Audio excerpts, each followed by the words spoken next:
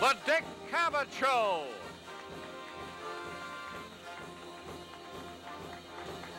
Tonight, Dick's special guest is Alfred Hitchcock. Ladies and gentlemen, Dick Cavett.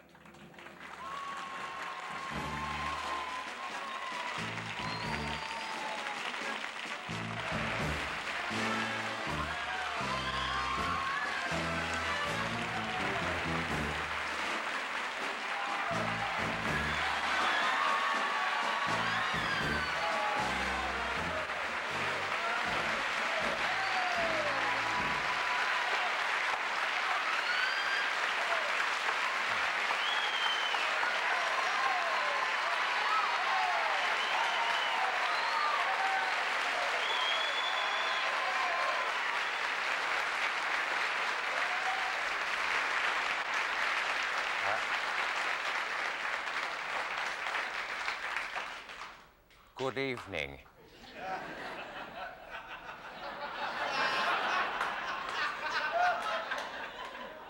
Let me explain. As you know, one of Mr. Hitchcock's trademarks is appearing in anything that he does. And since this show tonight is something that he's doing, we thought we would get that appearance in right at the beginning. Another of Mr. Hitchcock's trademarks is scaring the bejabbers out of nearly everyone. And he's done that in so many films that it's hard to say what would be your favorite, whether it would be Cary Grant being chased across that abandoned cornfield in Kansas by the airplane in North by Northwest, or Joel McCrea watching a windmill turning in the wrong direction in Foreign Correspondent, or Cary Grant bringing a glass of milk that might be poisoned to Joan Fontaine in Suspicion, or the shower scene in Psycho, or another scene from Psycho in which Martin Balsam is trying to find out why there have been so many murders and goes upstairs in that truly frightening house to find out what kind of maniac might be up there. Do you remember the scene? If not, here it is. Roll it. Don't watch if you have a weak stomach.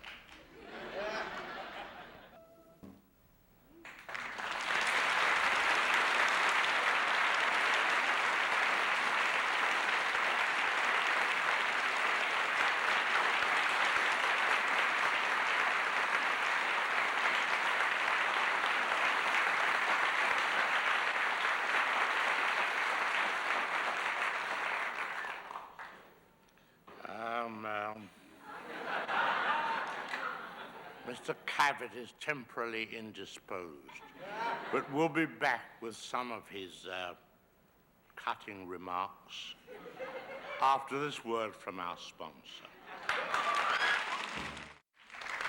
Thank you. Here we are. Greetings, Mr. Hitchcock. How do you do? Very nice to see you.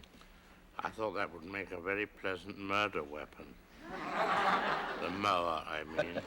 The mower. You mean we've given you an idea No, for your... you get the victim to lie on his back. Yes. And then mow the hair off his chest first. Then stamp on him. I see. How did you acquire this turn of mind? You look like such a pussycat. I think my mother scared me when I was 3 months old. You You see, she said, boo. It gave me the hiccups. Yes? And she apparently was very satisfied. All mothers do it, you know. That's how fear starts in everyone. Well, that's an interesting insight into psychology. I didn't realize that. Weren't you ever booed at by your mother? I've been booed at ever since. Not necessarily that way. You know, I was just looking over the incredible list of your films, the Truffaut book that delighted film people when it came out, and the 39 Steps and The Lady Vanishes and Notorious and The Paradine Case and Spellbound and Saboteur and Rebecca, and there are many that I didn't know about. Most of us know of Rope and Strangers on a Train and Rear Window and Trouble with Harry and Psycho and Vertigo and The Wrong Man and all of those. But you made some very early films that are seldom, if ever, seen. Do you have one way back there that would be Oh, yes. a There favorite? was one called The Lodger, all about Jack the Ripper. That's right. You know why he... Somebody wants to be ripped. In this neighborhood, they may be, but... Well, that was the case in London in the 1890s when Jack the Ripper roamed around, and, well, he just took that knife out and placed it abdomonically and slit. Yes. And there were several films about Jack the Ripper, and in fact a couple named The Lodger. But yours was yours They in the were 30s? all copies of the first one. Yeah. I made mine in 1926 1926. when I was the boy director, which of course I still am now. But Yes, and one of the best boy directors we have. Are you still afraid of the police? terrified of the police. Terrified. Can you explain where that begins? I think it was when I was a child of 5. My father sent me with a note to the local chief of police for a minor, I must admit, a minor misdemeanor. Yes. And I was placed in a cell for 5 minutes.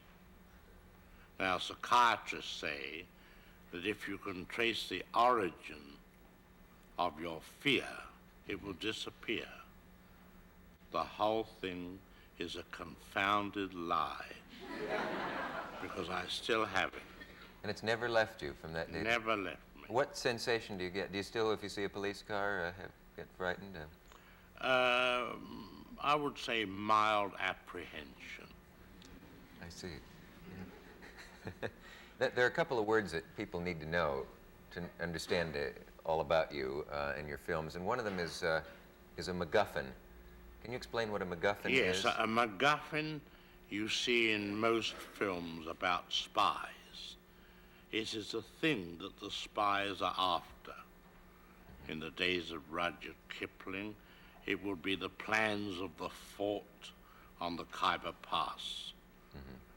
It would be the plans of an airplane engine and the plans of an atom bomb, anything you like. It's always called the thing that the characters on the screen worry about, but the audience don't care.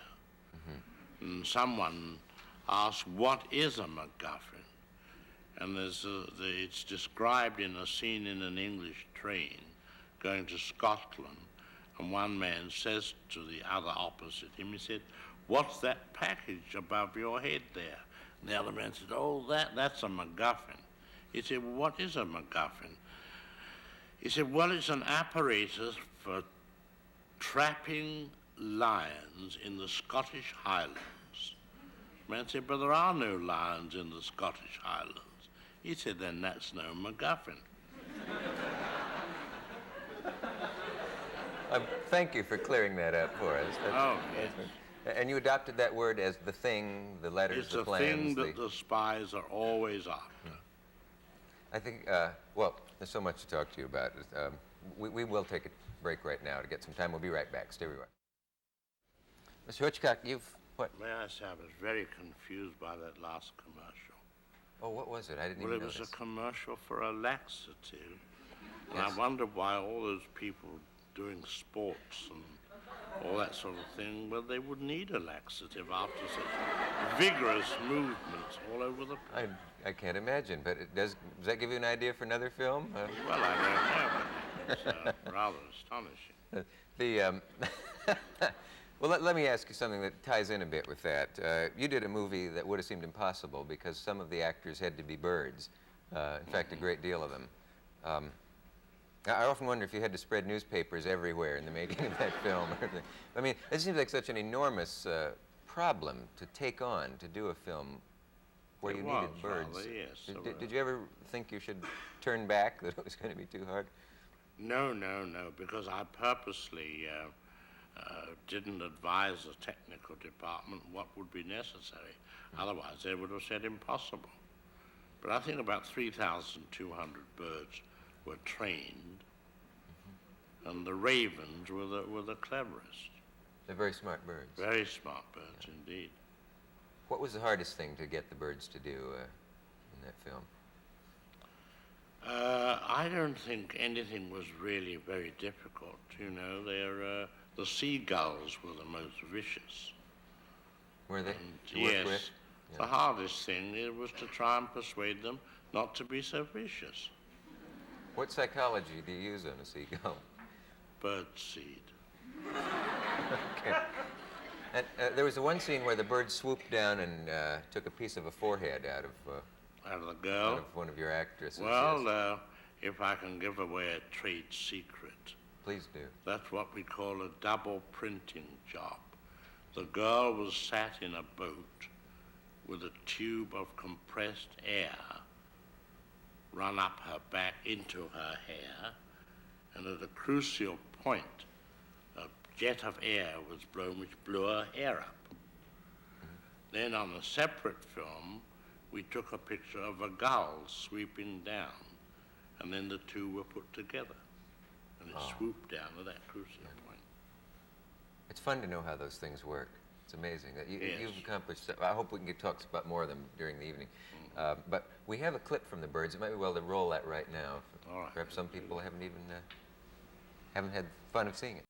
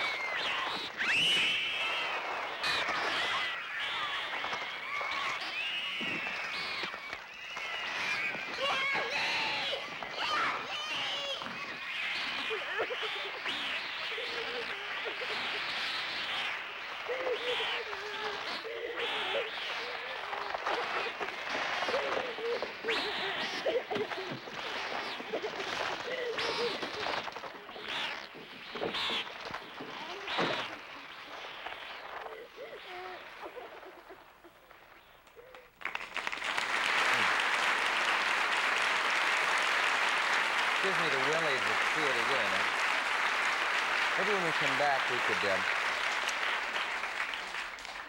That thing gives me the creeps to see. When we come back, let's talk a little bit about frightening things in movies. Don't have chicken for dinner tonight.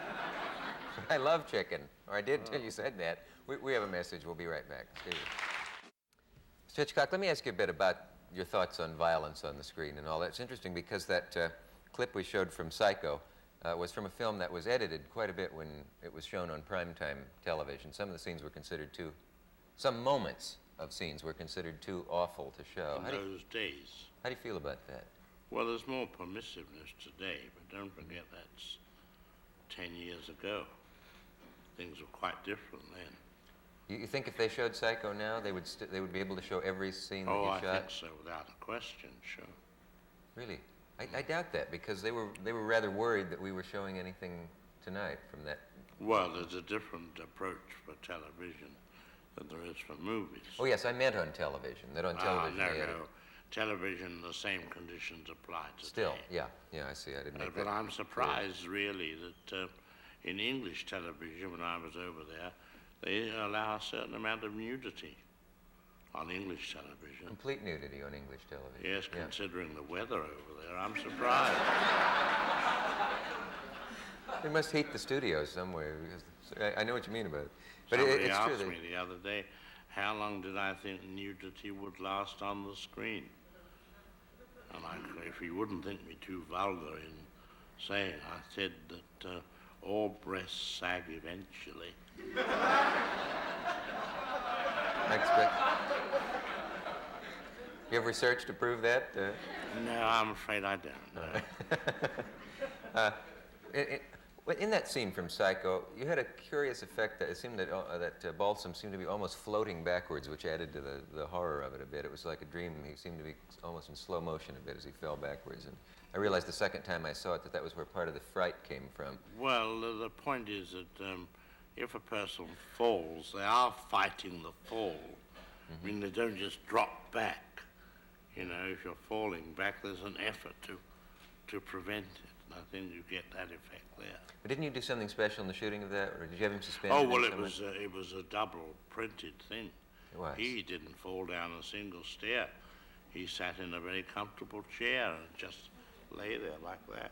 Is that right? Yes, we made the background first of moving down. Oh, I'd love to know how you did. I've done all of those things. Well, a lot of the answers that's how are in the actors Truffaut earn book. their money, you see. Yeah. by not having to do the things they're supposed to do.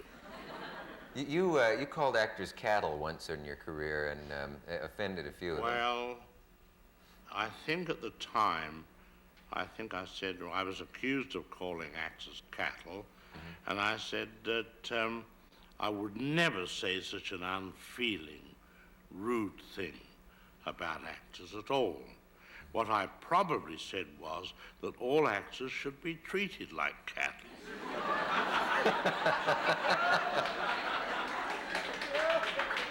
I see.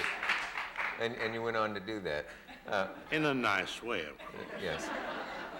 Fed them at the right hours and brushed them occasionally. Well, do you? I know you. One actress got you for that somehow. She once had some cattle brought onto a set or something. That was the famous Carol Lombard. Carol Lombard, yes. Yeah. And she was a woman with a great sense of humor. And I arrived on the set the first day of shooting, and she'd had a corral built. And in it were 3 live calves with the names of the actors on big discs round their necks. You know, it is, in finding out some of the things that you've done, reading about them and all, it's amazing how much is the director's work and how little the actors are needed. And in a way, there's a devastating example you gave from a Russian filmmaker, Pudovkin. It had to do with the actor's face and then the... Well, if I may interrupt you a moment, Walt Disney had the right idea. If he didn't like the actors, he tore them up. But you talked about the Russian filmmaker. The power of film. That's how strong film can be. Yeah. Well, I did the production section for Encyclopedia Britannica for the last edition. And in it, I describe a scene such as in the picture Rear Window, where you have James Stewart, a close-up of him, and he looks, you see, and you cut, we'll say, for example, a woman nursing a baby. Now you go back to Mr. Stewart, and he smiles. So what have you demonstrated? That he's a nice, benevolent gentleman. Now take the middle piece of film away. He looks, he sees. Now cut to a girl in a bikini, and he smiles. Now he's a dirty old man. And it's the exact same smile. Exact same smile, the same look. The subject is changed. And you said that there's even a more dramatic example. That was the Russian filmmaker who showed an actor's face and then a dead baby, and then the actor's face, yes, and then a bowl of soup, and then the actor's face. And in each case, it was the same shot of the actor's face, but in the one seemed to be sorrow, and the other seemed to be hunger. Hunger, that's quite true, yes. So you could get an Academy Award performance for an actor with only one shot of him, really. Well, I did it years ago with an actress, and I found her very difficult. And I did all her close-ups and said, look here, look there, look down, look across, move around. And go home. And then you may go home. And I brought in another actress, and I used all her hands, and she was cutting meat, and it was the prelude to a murder scene. And you just put everything around it? I used the hands only, yes. Is there a scene you wouldn't do over again? Are you sorry you did some? I'm thinking of one specifically, of the boy with the bomb. Well, that was because I made the terrible mistake of having a boy carry a bomb across the city. Mm-hmm. You, the audience, knew that it was a bomb. And I built it up and up until the various clocks and all the hold-ups.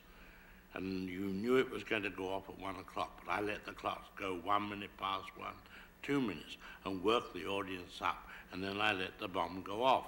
And he was on a bus, and it blew the whole thing completely. And I remember I was at the press show, and a woman critic came up with both raised fists and said, how dare you do a thing like that? Even a hard-boiled critic was taken away with the whole thing. I'd made the mistake in not relieving them at the end of the suspense. In other words, if you put an audience through the mill like that, you must relieve it. The bomb must be found and quickly thrown out of the window. Then it goes off out there, and the audience are relieved. And if you had it to do over again, I'd never let the bomb go off. what would you do with the rest of the movie? Well, you mean, well, that wouldn't be the last scene in the movie. No, that's true. But was it because was it also because a child was killed in the scene that they thought it was too brutal? No, I don't think that's the reason. I think the reason is that an audience gets worked up. Yeah. And they need relief. For example, if anybody goes on a roller coaster, they scream, it goes down the big dip and up and around, they're screaming all the time, but always get off giggling. Yeah. Or you go to the midway and you pay money to go into the haunted house, and skeletons jump up and the floor does all kinds of things, but they always come out giggling. Now the question, why do people pay money to be scared? Do you know the answer? Of course not. I earn my living doing it. Better not to question it. What would my starving wife and child do without us? Or your starving self, for that Yes, matter. that's right. We, by the way, I should explain, there's always somebody who misunderstands. A child was not killed in the making of the movie. It was in the scene itself, supposedly. Someone always writes in and has misunderstood. We'll be back after this. We'll be still here. Talking with the master, Alfred Hitchcock. You always have appeared in your films somewhere. I know that became a problem for you because you found that people watched for it, so that you had to do it early in the film to get it out of the way after it became known. But in Lifeboat, you were out at the whole cast was out at sea in a lifeboat, and there was no way, unless you pedaled past on one of those machines, you could do that. Or swam past as a whale, you mean? Spouting. No, in that film, I had to appear in an ad. It was during the time that I was taking some weight off. I know it sounds like a lie, but I was. Yes. But it always gets back on. And I appeared in an ad called Reducer. And it was being read by William Bendix. And the ad showed me before and after. So you got into the film that way. I got into the film. Were those actors miserable in that lifeboat all that time? Well, some of them were. Of course, we had the famous Tallulah Bankhead, who was great fun. And one of the young ladies in the boat had great ambitions to become a film star. And I discovered that she was stuffing Kleenex into her brassiere to build herself up. And one day she said to me, "Oh, Mr. Hitchcock, which do you think is my best side?" And I said, "You're sitting on it, my dear."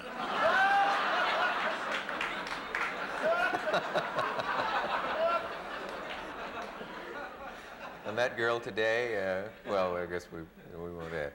Probably still sitting on it. They say that some people who are offended by the shocking things in your films or the scary things, and yet lately they've begun to say that what seemed depraved to some of the earlier critics has become commonplace today, and that you were really ahead of your time. Does that mean anything to you? Do you believe that? No, it means I've got to get more ahead than ever. In other words, avoid the cliche. Where will you go? We don't know. Can't tell us. Where is the fun for it in you? The fun in it for you? I mean. What is funny? No, making a picture like Psycho. That's hilarious to me. It has to be. If we're designing the film, I'm sitting with the writer, and you say, well, wouldn't it be fun to kill them this way or that way? Mm-hmm. And then you say, well, this scene will make them scream. So you do it with a sort of lushness of enjoyment. And no different to the man who's driving the nails in that scaffolding, who's making the roller coaster. He knows they're going to scream eventually. You laugh and all the way. there's that fine line between fear and what is comic. You see, the audience have this tremendous fear when they go on the roller coaster, and when they get off, they're laughing. They've recovered. And there is a fine line between tragedy and comedy. For example, how often have you seen years ago the old-fashioned scene of the man walking toward the open manhole cover? And of course, he has to wear a top hat, because that's dignity, you see. That's the symbol of dignity. And you watch him, and he walks, he's reading a paper that's missed it, and suddenly disappears down the hole, and everybody roars with laughter. But supposing you took a second look and looked down the hole. His head is cut, he's bleeding. Yeah. And they send for an ambulance. His wife rushes to the hospital. Think how ashamed that audience is that they laughed in the first place, and yet they do. Slipping on a banana skin is very painful. We have one weirdo who's still laughing. So there's a streak of cruelty among everyone. Sure. And you get yours out by making movies. Well, it's not exactly cruelty. It's a kind of enjoyment in knowing that they'll enjoy themselves in that peculiar way at that time. That's right. People will submit themselves to a good scare. And oh, no question. I call it dipping their toe in the cold waters of fear. I can't think of anyone who could say it better. What I was wondering earlier was what part you look forward to most when you're making a film. Is it the actual shooting of the film? Is it the writing? No, It's not the shooting. The working it out and getting it all done and finished. And the creative thing is done. Then I wish I hadn't got to go any further. I'd rather not make the film. The having to go into the studio is not the fun part for you. No, that's seeing not it, fun. seeing it work out. No, because you've got to then start deal with the actors again. Oh, it's those actors. Yes, that necessary evil. I know that you're pretty serious about that. In the interview Truffaut did with you, several times you look back on your films and you said, I just wasn't quite satisfied with her or with so-and-so, with so-and-so. I wish I could have gotten him for the part. Have you heard from any of those people, or did they know when they were working for you that you weren't quite satisfied with them? Well, they have to know when you say to them, that'll be all for today. And they go and see the film and find another man playing their part. Yeah, I guess that would... I mean, some of the ones that stayed... Well, never mind. But there were some cases where now you could have gotten actors that wouldn't do it then. Was it Gary Cooper that you wanted for a part? And scary films were considered sort of third-rate in those days when you first started. I think it was Gary Cooper you wanted for one part. Yes, I wanted for Foreign Correspondent, yes. And later he said, I wish I had made that, but it was sort of beneath the dignity of certain big stars. I don't think they could visualize what the film was going to be like, you see. That's an incredible one in Foreign Correspondent. I think it's in Foreign Correspondent where you have a thing that you said you were surprised no one ever asked you how you did it or why technical people didn't, because it's impossible. Yes, that was a scene where an airplane, a passenger, a clipper, you remember the clippers, was being shot at during the war and was diving toward the ocean. And we were in the cockpit with the pilot and co-pilot, and without any cuts at all, the plane dives right to the ocean, hits the water, and the water comes in from the ocean over the pilot and co-pilot, and possibly the camera, and not a soul questioned it. How you did that in one continuous shot? What happened to the camera crew or anything? Did they all drown and were never seen again? They just took it for granted. Maybe knowing you, they thought they probably did. And that, Maybe, yes. Perhaps when we come back from this message, you'll reveal how you did that. Mr. Hitchcock, you've kept us in suspense through 2 commercials. How did you manage to get a shot where the view inside the cockpit went all the way down to the ocean, into the ocean, and the water came in? Very simple. You've heard of rear projection. Yeah, when they show the picture on the back of a Show screen. a picture on the back and you play the scene in front of the screen. Well, I had a test pilot go out off Santa Monica and dive with a camera on the front of the plane toward the ocean, and pull out at the last minute. Then I had 6 screens made, 8 feet wide, 6 feet high, built the cockpit, put the pilots in, and then the screen, made of rice paper. Behind the screen were 2 what we call dump tanks with chutes. These tanks are filled with 2,700 gallons of water each. And all I had to do was press a button. And as I looked at the screen, the moment we touched water, I pressed the button and the water shot right through the screen, tore it to ribbons, and all the water came in over the pilots. That's very simple. The screen that there you go. Get a hand for solving that problem. The screen that was being projected on of the ocean coming up then actually was the screen that burst and the water came out. And nobody it was made knew. of rice paper, you see? That's so ingenious. Water, 2 chutes came right at it. You've done a lot of things like that, and they really, I think that would be part of the fun, would be solving those undoable problems. Sure it was, yes. Yeah.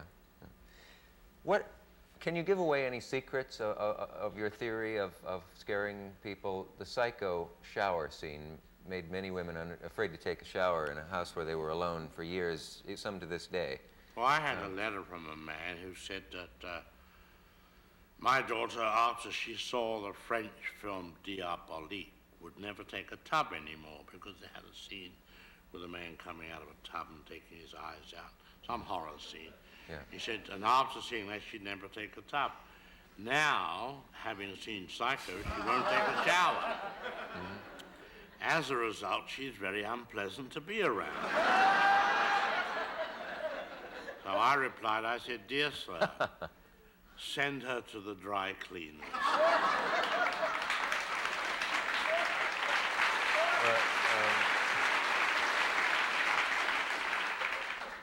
I was wondering what your theory is of how to make a scene as scary as you did that. Without getting too technical, but a lot of film students are watching because there are a lot of them around the country and colleges. The average movie, I think I've read, is made up of about 600 separate shots. Would that be true? Well, the shower scene in Psycho, the knife never touched the body at all. It was just this fast cutting from one thing to another, the knife coming at the camera and so forth. Actually, the property people at the studio made me a lovely torso with pink rubber, and it was all tubed inside with blood. So that if you took a knife and stabbed this rubber torso, blood would spurt out immediately. But I never used it. It was all unnecessary because the cutting of the knife, and the girl's face and the feet and everything was so rapid that there were 78 separate pieces of film in 45 seconds. So this fear came from the putting together Yes, later, sure. not anything Well, else. anything that you can involve an audience so close is much better than seeing it from a distance. I think there's nothing more boring than a barroom brawl in a Western. What do? Break up a lot of furniture and a lot of bottles on the shelf. Right. But if you took the audience right in and got an impression of a face, a hand, an arm, and feet and everything, you'd involve the audience much closer with it. Yeah, there are stories of people have said to you, aren't you going to show the whole room when they built an elaborate set? And you said, I think the stripes on the policeman's arm are enough to show that we're in a police station. Well, you don't have to show the whole room. And it also, you need a long shot for certain effects. If you want to show, we'll say, loneliness, then you have one figure alone in a room. I remember in the film Rebecca, the young girl there was brought to a big house. She was very scared. So naturally, when she walked into this big room, you made her small, deliberately, you see. In fact, to make her feel afraid, I even had a fan blow her hair slightly, even though the windows weren't open. Gee, that is interesting. You wanted the effect even though it wouldn't be realistic. That's right. Totally yes, realistic. Sure. And I gather you would never shoot from... Sometimes in a movie you'll see the cameras inside the fireplace behind the flames. Oh, that's charming, isn't it? Yeah. That's putting the audience out of the frying pan into the fire. You'd never do that? Never. Why? What does that violate? Well, it's ridiculous. Yeah. Nobody can get inside the fire. They'll get burnt. It doesn't make sense. All those things are quite silly to me. Yeah. And yet some of them are still done, even though they haven't... Well, look at the movies you see today where they put flowers in the foreground, so blurred and out of focus, you don't know what it is. Mm-hmm. Quite unnecessary. I saw a Western like that, where about 9 scenes in a row started with a little cactus flower in the close-up and the rider in the distance. Well, was the story about a cactus flower? No, but that's the point, isn't it? Yes, it is. Yeah. Sure. Yeah. May I say a word about Soft Swirl? We have a scene from your new film, which Hitchcock fans are delighted to say is vintage Hitchcock, and I'm glad to, So I've heard, glad to see a scene from that. Have you heard that? Now here's a word about a brand new dessert from Jell-O. We'll be back. Here we are again. Frenzy is the name of your new film. Mm-hmm. And we have a short bit from that, which I haven't seen, and presumably neither has the audience. Should you tell us anything about it? Oh, before you see it, you mean? Or Well, would you rather tell us after? I think after would be better. All right. Let's let the man's work speak for itself, and then the man. Can you roll that?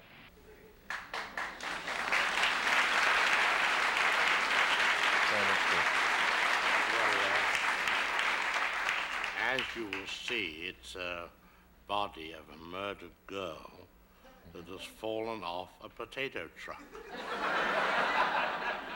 Got rid of another actor, did you? She's just fallen out of a sack of potatoes in which the murderer stuffed her right in among the potatoes. Mm-hmm. And this is a scene after the murderer has escaped, leaving the body on the truck. And due to the braking of the truck, the body was shot out.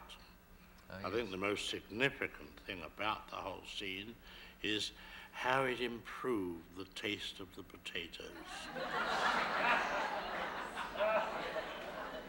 The movie for vegetarians. Mm-hmm. Definitely. I see. Yes. You do have the most odd sense of humor. How do you mean odd? You mean 1, 3, 5, 7, 9, 11? I don't know, some combination of numbers. You would think that things don't happen in life that happen in Hitchcock films, and that you've invented these ingenious things, but there are some pretty strange cases of things that seem to be right out of your films. One you describe in the book was a case in England where a man disposed of parts of a body except the head, and it gave you an inspiration for something in a film you did. But the story was that he put the head into the fireplace, I believe. This was an actual murder case. Oh, yes, that was a real murder case, yes. Mm. The man had killed a woman, and he had disposed of most of the body by cutting it up and throwing it out of the window of a railroad train between the south coast of England and London. But he still had the problem of what to do with the head. And the bungalow that he was living in was on a beach near the English Channel. And it was a thunderstorm that night. And he put the head into the fireplace and lit a fire under it. And the fire started, and the heat of the fire suddenly caused the eyes to open. And it scared the hell out of him. And he ran out onto the beach and never came back. And I remember talking to one of the big men at Scotland Yard, and he told me how he reenacted the scene to get the timing right when they were investigating the case. And he went to a butcher's shop and got a sheep's head and did the same thing with it. To get the actual timing to get the timing and how long it would take for the skull to burn. In order to convict the man. Was he convicted as a result? Oh, yes, convicted and hanged. That sounds so preposterous that almost that if you did it in a film, they would say that's a little too contrived. Oh, yes, they would. Yeah. This is true. Gee, there's so many things I'd love to get to. Well, we have a message. We'll be right back. Mr. Hitchcock, do you have any feelings about working with big stars as opposed to unknown faces in the films? Many of your films, of course, had Ingrid Bergman and Cary Grant and people like Claude They Rains. function for the story. I don't mind one way or the other. But I think the good cast that fits the story is what you see, because we have so few stars today. And the star doesn't necessarily guarantee you success anymore. Doesn't guarantee success at the box office. It used to be regarded as insurance, you see. Yes. That doesn't apply today. People don't like the picture, it doesn't matter who's in it, they won't go. I read somewhere once that you'd made a remark that romantic man and romantic lady leading roles, the people who play those are inevitably very much in love with each other by the time they film that's because, you know, one hears of so many multiple marriages in Hollywood. You know, women have had 4 husbands and vice versa. Yeah. And I think it's really because they meet in a love scene in a picture and they bring it to life and truth after 6 o'clock, in the dressing room preferably. Have you ever caught them doing this? No, not myself, because I like to be home at 6 o'clock. Oh, I see. But they apparently don't. But you suspect But I think that's one of the reasons why you find multiple marriages in Hollywood. You know, every man has been married about 2 or 3 times. That's because he meets a different woman every film that comes along. Are you suggesting that Grace Kelly then was in love with James Stewart and then with Cary Grant and then with, who else was there? Ray Milland and... Well, I wouldn't particularize on it because For obvious I'm reasons. generalizing. Oh, I see. Okay. And he's not an army man either. Who? Generalizing. Oh, generalizing, no. Oh. That's... You like all kinds of horror, don't you? Bad puns and... Not bad pun. Puns are the highest form of literature. There are those who would agree with you.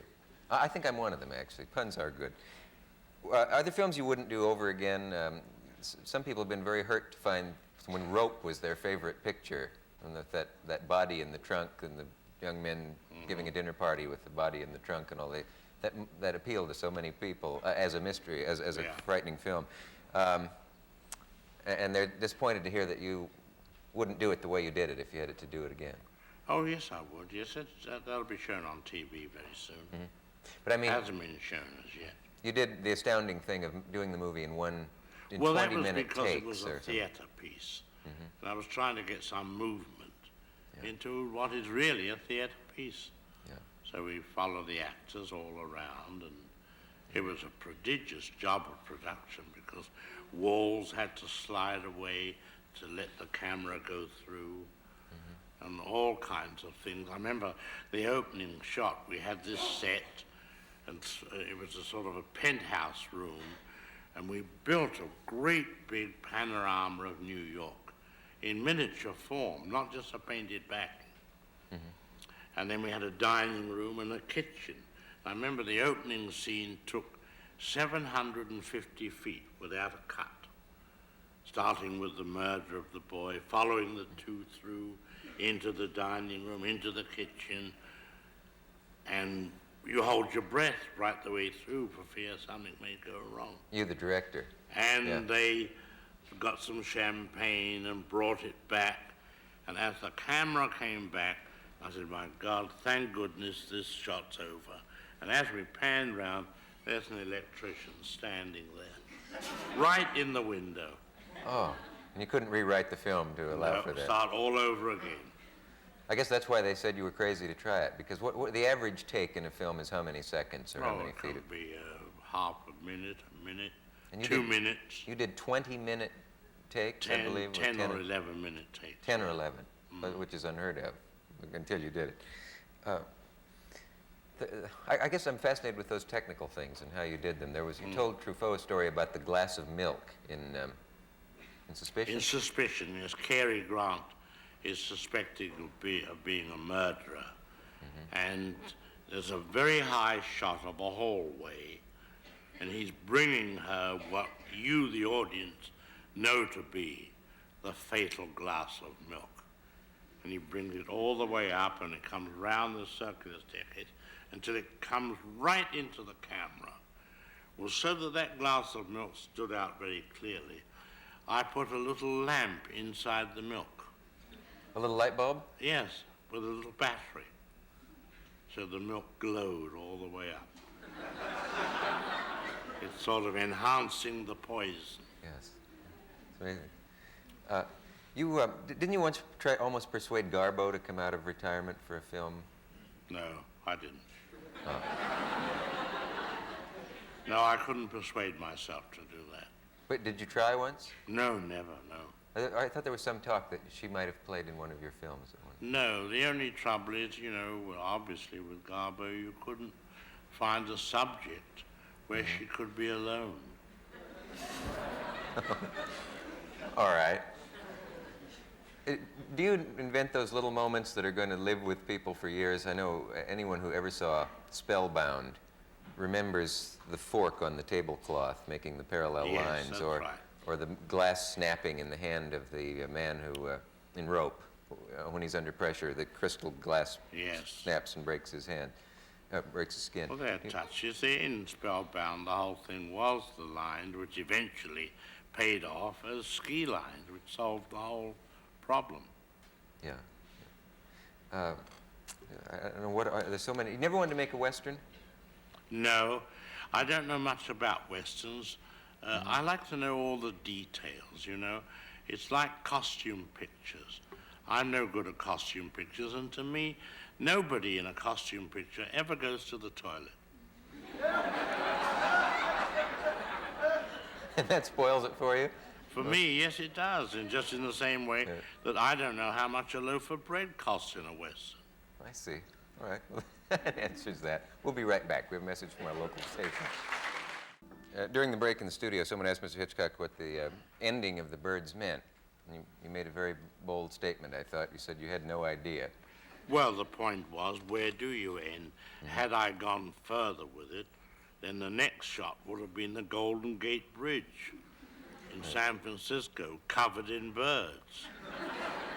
And I fought shy of doing that because I thought, wherever are we going to get that number of birds from? Yes. And then the residuals would have been enormous to all those birds. For each bird, of That's course. right. Yeah.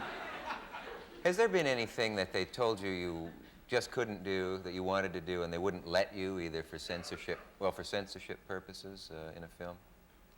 No, I'm much too respectable I see. to be involved in anything so sordid as that. Of course, I should have known before asking.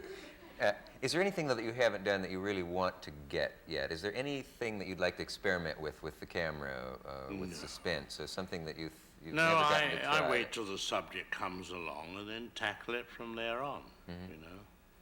'Cause every subject brings new challenges. Yeah.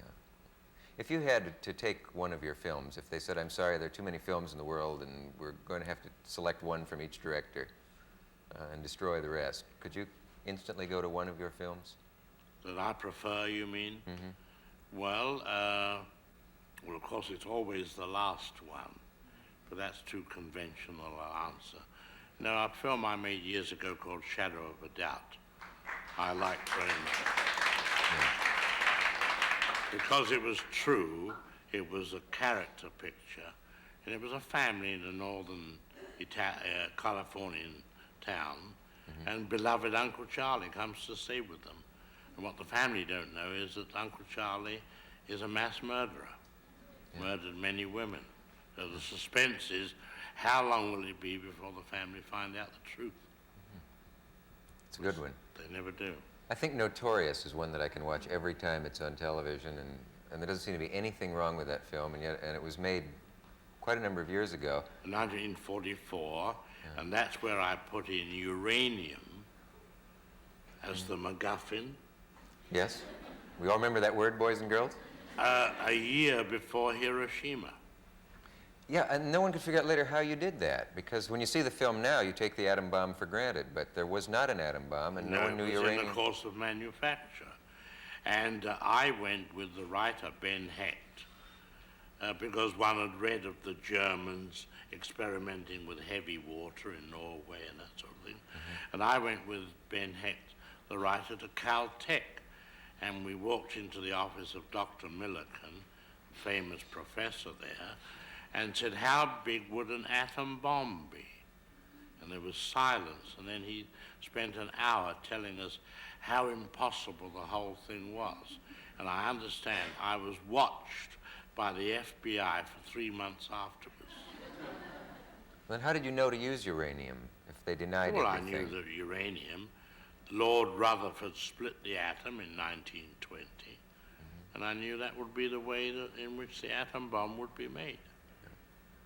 Then I heard of a place in New Mexico where men went in and never came out again.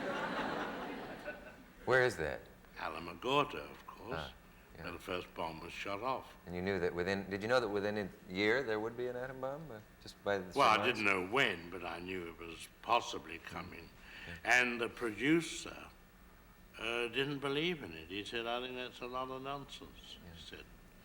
I said, you're worrying about the MacGuffin. I said, this is a love story between Ingrid Bergman and Cary Grant. Don't worry about it. If you don't like uranium, we'll make it industrial diamonds. And years afterwards, when the film was shown in Germany, he said to me, well, he said, you know, those Germans are very clever. Now that uranium is out of date, they've changed it to narcotics. Really? Gee. When you were a kid, what were you like? Were you... Nice. Were you? Were you a sweet boy? Were you popular? Very quiet. Did you have a lot of very friends? dignified. Kept to myself. Didn't have a lot of little friends? No, never fought other boys. No. Was very diligent. And which reminds me, may I tell you a story? Yes. About a nice little boy. His father managed to get him into the best school in England, Eton College. You've heard of that.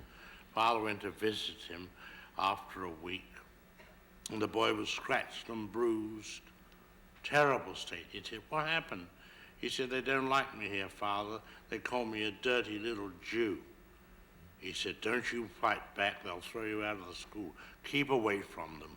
He waits a week, visits the boy again, and he's still badly cut up. He said, they still calling you that? He said, yes, Father. He said, you tell them that Jesus Christ was a Jew, and that'll stop them. He said, all right, Father. Goes away. Third week, he got 2 black eyes. He said, what, they're still calling you that? He said, didn't you tell them what I told you to tell them? He said, I tried to, Father, but I forgot the gentleman's name.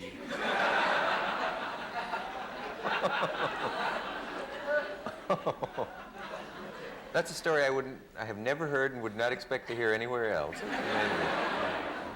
I think it's a charming story, myself. Yeah, it's a nice story. It pulls in several directions. That reminds me of something. I don't know if you know that I know this or if you even remember it, but someone who works for me once had a friend who called you from a magazine to interview you, and he asked you if you were Catholic, because he said, we're the Catholic Digest, let's say, this magazine's name, and we want to do an article about you. And you said, what is the circulation? That's a very funny story. Is it? Oh. Yeah. Oh. Yeah, you can't always tell by the amount of laughter. But did you ever tell the man once he told you what the circulation was? I told him, yes. I was Jesuit educated. Yeah. And that's where I learned about fear. You were terrorized by your teachers. They scared the hell out of me. How did they do Very it? strict. Did they threaten physical violence on you? Oh, no, but it's just the way you're brought up. And how would they frighten you? If you didn't do your lessons properly, if you were not obedient, what bothered them? Well, there were certain punitive measures, may I call them, taken. Physical? Physical. Yeah. Not desperately physical, but enough to deter one in future occasions. At that age? At Yeah. that age, yes. Okay. We have a message. We'll be back. Someone asked during the break what you did with the dummy film. You said it's floating in the bathtub at home. That's right. Sure. You have a reputation for being a practical joker. Is this true? Yes, I used to, but I find that people don't have the same sense of humor anymore. I once gave a dinner party, many years ago, where all the food was blue. Everything was blue. Well, I don't exactly see how you'd get an idea like that. I gave the dinner, it was blue. Sandwiches, dessert, everything? Oh, no, it was a full meal. It was chicken soup, blue trout, blue chicken, and blue ice cream. And when you broke open your roll, the bread was blue inside. Did you explain this, or did you just not comment on it? Not comment on it at all. How far? That's terrific in a way that I can't explain. Well, I once gave a dinner party for my wife. Do you know Chasen's restaurant out in Hollywood? He had a back garden in those days. We had a table for 14 people. And I got Central Casting to give me an aristocratic old lady. We had her hair done beautifully, dressed her well, and sat her at the head of the table. And the guests arrived and said, "Who's the old lady?" I said, "I don't know." Oh. I said, "I've never met her before," which was the truth. I had. And the proprietor of the restaurant kept out of the way, and guests continued to arrive, and always the same question: "Who's the old lady?" I said, "I don't know, we're trying to find out." So finally the proprietor came, and I said, "Dave, go and find out who that old lady is sitting up there." And he went and bent over her, and he came back, and she said, "She's with Mr. Hitchcock's party." I said, "I've never seen her before in my life." Well, she sat there the whole meal. Drinking martinis, by the way. Oh, yeah. Did she enjoy it? Apparently, she had to be helped to the car. Have you abandoned practical jokes now? Have you outgrown that? Yes, more or less. I see. Someone asked here if you've ever seen a movie that thrilled you or scared you. Are you capable of being scared on the screen, or do you just know too much about how everything's done and know what's coming? No, too much. Do you? Mm-hmm. Yeah. Are there directors you admire? Oh, yes, I admire men like Truffaut, Buñuel. Do you know his work at Yes. all? Oh, yes, there are a lot of fine directors. Orson Welles? Yes, he's famous for one big film, Citizen Kane. What will you do next? Have the subject. You don't have now. I'm looking for another body. When we find that, then the story will take its course. I wanted once to do a scene for North by Northwest, by the way. And I couldn't get it in there. I wanted it to be in Detroit. And two men walking along in front of an assembly line. Yes. And behind them you see the automobile being put together. It starts with a frame, and you just take the camera along, the two men are talking, and you know all those cars are eventually driven off the line. They load them with gas and everything. And one of the men goes forward. Mind you, you've seen a car from nothing, just a frame. Opens the door, and a dead body falls out. Very good.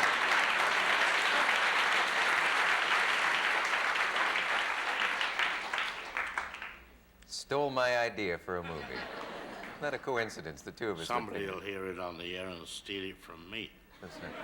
Do people constantly send you ideas, and do you welcome them, or are you... Not ideas, no, No. not really, no. What do you read for fun? Pleasure? Biography. Never read fiction. You don't? No. No. Biographies of whose have you read? Oh, I've read all the famous generals and politicians, that sort of thing. Can you be happy when you're not working on a film? We are always working on a film somewhere or other. I see. Yeah. See. We only have a minute left. Is there anything that we haven't covered that you would like to mention? I don't think so. I think we've covered quite a bit of ground. I'd love to have you come back sometime. There's just so much we could talk about.